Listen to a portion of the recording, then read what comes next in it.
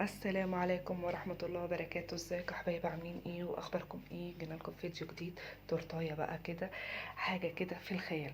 ما تنسوش بقى تدعموني وتعملوا لايك وشير وتفعلوا الجرس عشان يوصلكم كل جديد. يا احلى متابعين، وما تنسوش الصلاة على الحبيب. معانا بقى التورتايه الاسفنجية الجميلة اللي احنا بنعملها على طول عامة معاكم. بصوا الكيكة وهوريها لكم بقى شكلها. انا كنت وريت لكم الكريم شانتيه الاول بالبتاع، كنت بجلس الكيكه. بصوا طريه ازاي وقوامها عامل ازاي. انا حطيت اول طبقه وحطيت الكريم شانتيه، والطبقه التانية والتالتة والرابعه، واحنا حاشينها كمان جوه شوكليت شيبس في الكريمه. حاجه كده في الخيال.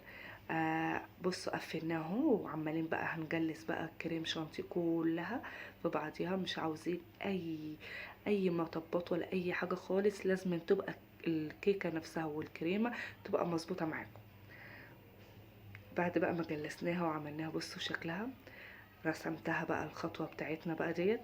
كان عندي اللي هو جيلي الفراولة وجيلي المانجا بتاع التورت وبتاع الحلويات. تمام. عملت جزء جيلي احمر، وجزء مانجا، فراولة ومانجا. وهنعمل بقى كده بالشوكولاتة اهو، وهنعمل هنا بالشوكولاتة نفس الكلام. بصوا شكلها حاجة كده في الخيال. هنا بقى هنكتب اسماء وكده، يعني انت لو عاوزة، انا يعني عاوزة تعمليها وتكتبي اسماء عادي اكتبي. اي شكل عندك اعمليه. صراحة انا ما كنتش متخيلة اللي هي تطلع بالحلاوة دي صراحة. حاجة كده في الخيال.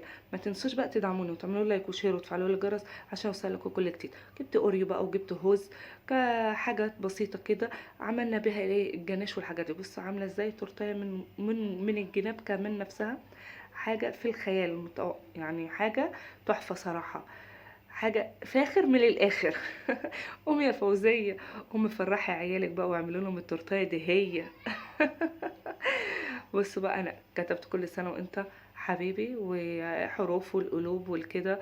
اي منظر عندك اعمليه. حاجة كده يعني صراحة تحفة جدا وبسيطة. انا بكتب الاسماء ازاي؟